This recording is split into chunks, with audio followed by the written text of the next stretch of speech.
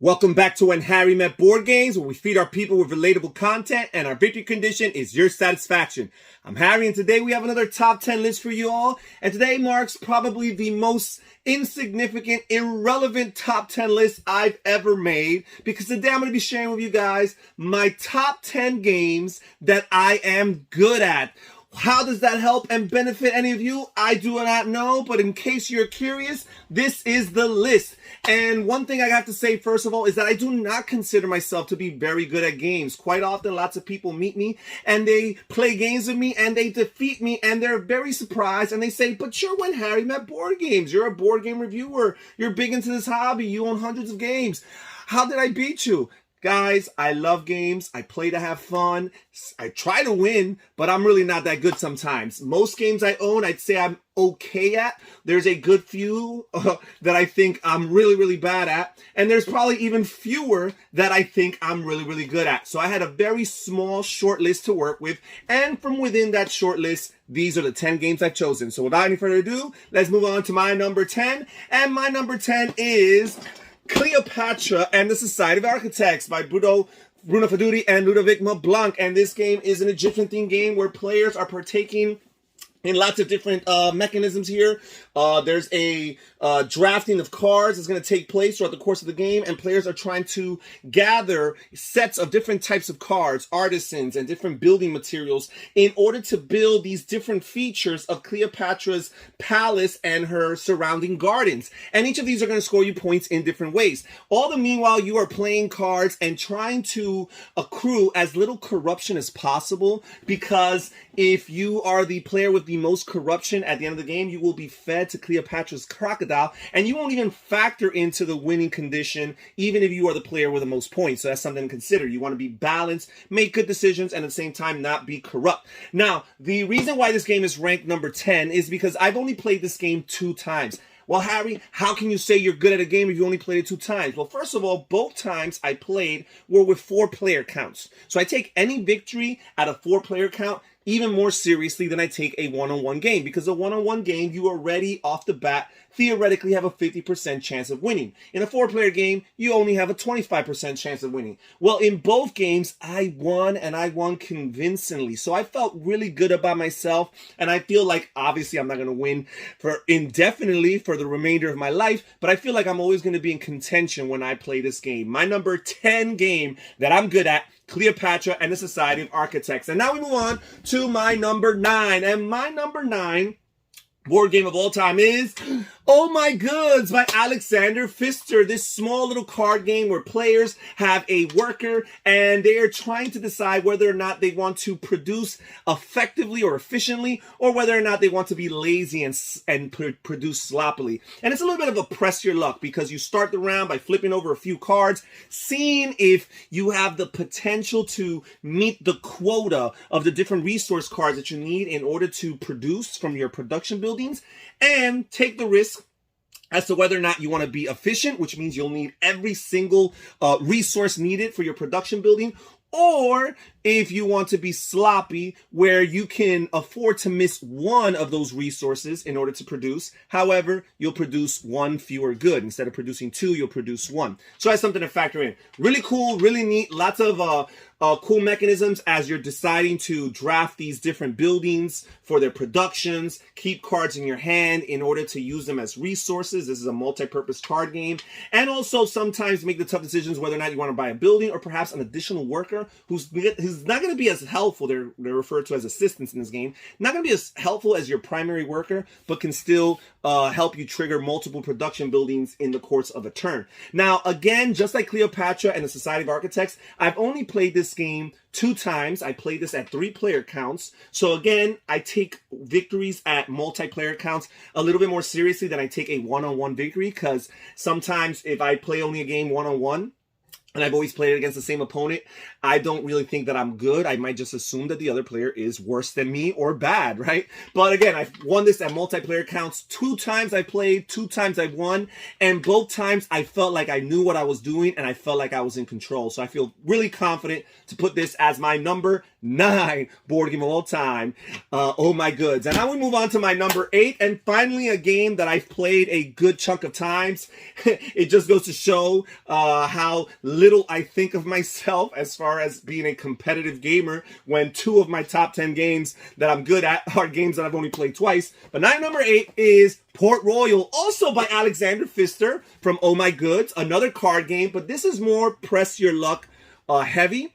And it's kind of hard to say, how can you be good at a press your luck game? Well, this game is not all press your luck. This game is not like Ink and Gold or Diamant. This game actually involves a lot of strategy and thoughtfulness as you make your press your luck decisions, and also how you manage your money and how you manage your character cards throughout the game, because the goal is to get 12 points worth of character cards throughout the game, but you need money. And to get money, you need to draw ships. You need to flip those cards from the top of the deck, and you need to get different colored ships, because once you draw a second ship of the same color, you bust. There are ways of mitigating that luck, however, because you could draft captains and pirates and different characters that give you swords that allow you to repel ships. So if you see a ship that's a duplicate, you can send it away, discard it, and you don't have to deal with it. So again, there's lots of ways of working around it, trying to manipulate your character cards, because yes, lots of them give you victory points, but they also give you in-game benefits that allow you, again, to manipulate the press your luck and other things that are going around. So again, it does take some real tactics and even strategy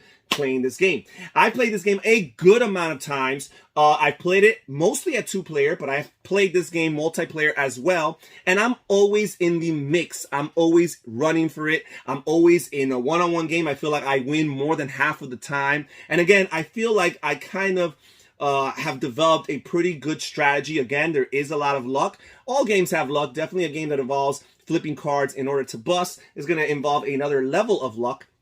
But I feel like I find a way to mitigate and work around it effectively, which is why this is my number 7 game that I'm good at, Port Royal. Now we move on to my number 6 board game, or I should say my number 7. That was number 8. My number 7 board game that I'm good at, and that is Dice Town by Ludovic Mablanc and Bruno Cathala. So far there's 4 games, and 2 of them are Alexander Pfister designs, and 2 of them are co-designs by Mablanc and by Cathala. So I guess these designers create games that I'm good at. Dice Town, Wild West theme game where players are rolling dice throughout the round, and their dice represent poker hands, and you're trying to get different sets of different types of cards, either aces or hearts, or you're trying to get queens or kings or jacks.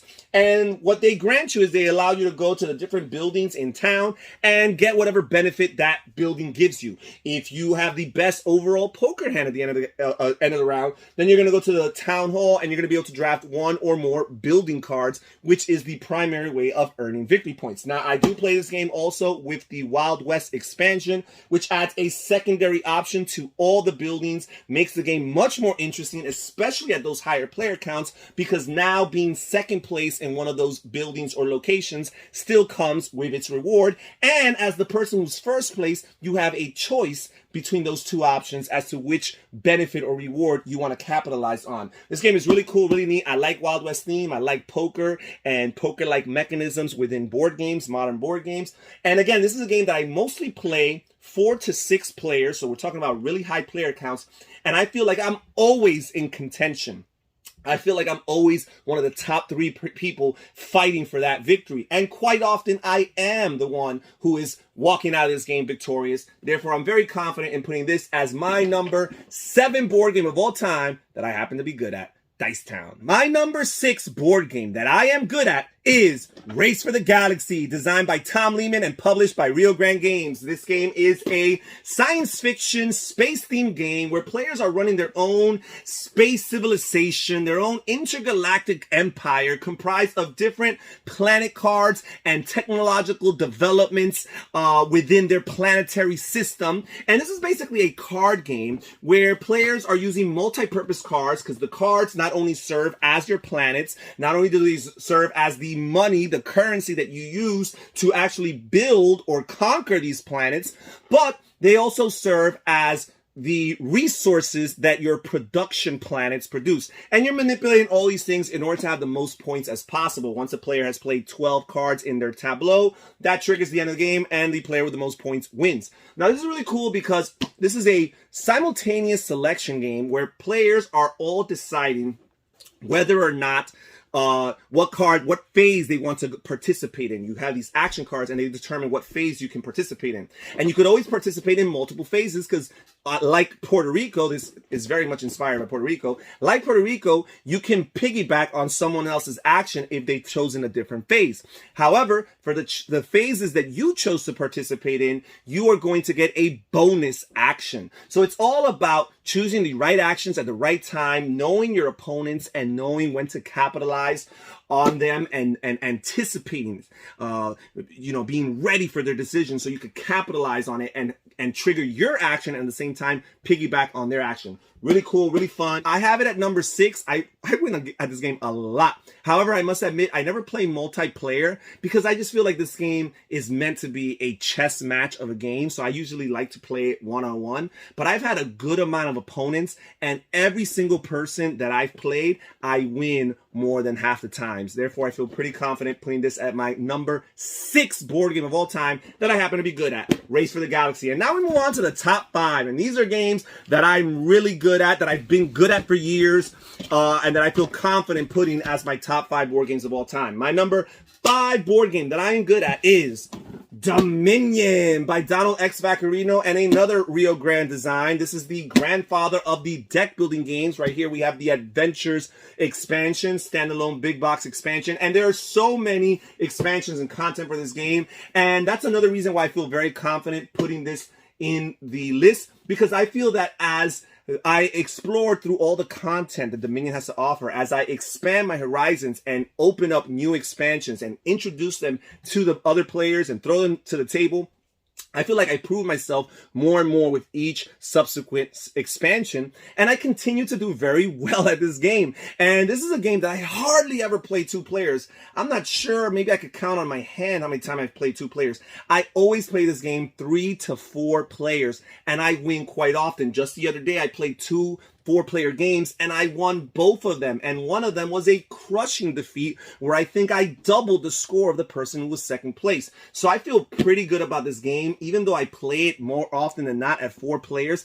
I feel like my winning percentage is around 50%, which again, it should probably be closer to 25%. Therefore, I feel pretty confident putting Dominion as my number 5 board game of all time that I happen to be good at. And now we move on to my number 4. And my number 4 is Cyclades. And this is yet another, the third Bruna Cathala and Ludovic Mablanc co-design on this list. This one here published by Madigo Games. And this is a Greek-themed game where players are, and another civilization-themed game, where players are trying to grow their civilizations in the Cyclades Islands. And you start with just 2 islands, and you're trying to expand, and you're trying to build these different buildings that ultimately will turn into metropolises. Because a metropolis, if you have 2 metropolis, then you are going to be the winner of the game. Or if you can end the round, I think, with 2, because every opponent will still have an opportunity to hopefully knock you back down to 1. But if you can end the round with 2 metropolis, then you are the winner of the game. Really, really, really cool. There's this auction bidding at the beginning of the round, which determines who wins the favor of the different gods. And the different gods grant you different abilities. But throughout the game, you're going to have to win the favor of every god at least once or twice if you want to be the winner. You're not going to get away with it by just focusing on one of the gods. But also, the auction bidding determines the turn order. So when players factor in how much money they want to bid, they have to consider the combined factors of which is the god they're bidding for, how's that god going to help him or her in the current round, but also where they're going to go in the turn order, because sometimes it really matters. Sometimes you really want to go earlier in the round. Sometimes you might prefer to go later on the round. And there's always a consolation prize because you always have Apollo who basically spares you your money, grants you more money, and makes your isles more valuable so that in future turns you can earn more money. Really cool cutthroat game. And again, this is a multiplayer game. You could play 2 players, and I have played 2 players, and I'm virtually undefeated at 2 players, which is one of the signs that I feel I'm confident that I can say I'm good at this game. But another reason why I say this, I'm good at this game, is because I've played this game multiplayer a good amount of times, and I am virtually undefeated at a multiplayer account as well. I think I've only lost 1 time at a multiplayer account. So again, I just feel like for whatever reason, this game clicks with me. It resonates with me. I have figured it out. I have cracked the code. I'm not going to say I've broken the game, but I feel like I have discovered how to be successful and effective in this game, like I have with many other Bruno Cathala and Ludovic Leblanc designs. My number 4 board game that I am good at, Cyclades. My number 3 board game that I happen to be good at is Kingdom Builder, designed by Donald X. Vaccarino and published by Queen Games. And this is the second Donald X. Vaccarino game in this list. So it seems, now that I reflect upon this, I didn't even think about this when I was making this list, but it seems like lots of the games that I happen to be good at also happen to fall under particular designers. A couple Alexander Pfister games, a couple Cathala Mablanc games, and now a couple of these Donald X. Vaccarino games. I guess these guys and I are just on the same wavelength. This game here has lots of the different tropes of a Donald X. Vaccarino game as far as setup variability, lots of variety as far as modular boards. The game consists of 4 boards that you always will choose. You have 8 boards in the base game. If you have the expansions, you have even more boards to shuffle and choose from. And you'll always choose 4 of them and randomly designate them to make this bigger, larger board, consisting of lots of these different terrain types. And players are drawing a card and basically placing 3 or more settlements down on their turn, but it has to be specifically on the terrain type of the card that they have chosen for that round, for that turn. And a lot of people feel like they have no choices because you only have 1 card, you flip 1 card and you must play it. But that's kind of like a randomizer. It's kind of like the rolling of the die. After that, you do have a choice because the choices you make as to where you put this, not only within the larger scope of the modular board, but even within a particular terrain, those things make a contribution to future decisions and future strategies that you could implement going forward in future turns. The interesting thing about this game, the restrictive things about this game, is when you can place settlements, when it's legally possible for you to place settlements adjacent to where you are currently on the board, then it's mandatory. You must. So sometimes you need to cut off certain spots so that in future turns, you're starting from a clean slate and you get to start wherever you see fit. Now, the cool thing about this game is that you have these kingdom cards, and the kingdom cards are basically what determine how you're going to score. And you always have 3 different kingdom cards every game, and the base game comes with 8. And again, the expansions add additional kingdom cards to further increase the setup variability. So each game, there's always going to be a different configuration, a different combination of the 3 kingdom cards. So you're always going for different scoring conditions. So a strategy that worked in the previous game is not necessarily going to work in the future. There might be some overlap with the strategies, but you're always going to have to approach each game differently with different tactics and different strategies. So I really appreciate this. Now, this is a game that, again, quite often I win. Sometimes I play this game one-on-one. Sometimes I play this game 3 or 4 players, and it doesn't matter. I am successful whether I'm playing at a smaller or larger player count, which is why I rank this as my number 3 board game that I happen to be good at, Kingdom Builder. And now we move on to my number 2, and that is Power Grid, designed by Friedemann Friese and published by Rio Grande Games. This game is basically players are running their own power factory and they're trying to supply power to all the different cities in the map of the board. And the board is double-sided. One side is North America. The opposite side, actually, it's United States of America. I don't think there's any Canadian cities represented. The opposite side is Germany, and you could buy expansions for different maps of different parts of the world. And basically, this game has lots of different mechanisms. You have this supply and demand track for the different resources. You got coal, you got oil, you got garbage, and you got uranium. And these are the different resources that you're using to power your power plants, which in turn will supply power to your cities. There's also some route network building, some connection going on when you're connecting different cities to one another in order to have those cities available to you for you to supply power. Because if you don't have cities to supply power to, then it doesn't matter how much power plants you have, how much resources you have, and how much power you can theoretically supply if you don't have those cities to supply it to. So you're managing this balance, this intricate balance in this game of having the right amount of all of these things. Because when the end game is triggered, and the end game is triggered after a specific number of cities have been built or connected by a given player, once that is triggered, that's the last round, and whoever can supply the most power to the most cities at that point is the winner of the game. So this game comes with some knockout punch opportunities, because you can be behind, you can be ahead, and it does not matter. Sometimes you feel like you're winning because you have lots of money. It's all about timing, and it's all about setting yourself up so you're never too vulnerable for the end game trigger, in order to not be able to power those plants. Because what's the point of having 17 cities or 16 cities to supply power to if when the end game is triggered, you only have enough resources and power plants to supply energy to 11 of them? You might not win the game because the other player might only have 13 cities, but if he can supply energy to 12 of them, they'll win. Again, intricate connection between all the different mechanisms and decisions that are being made.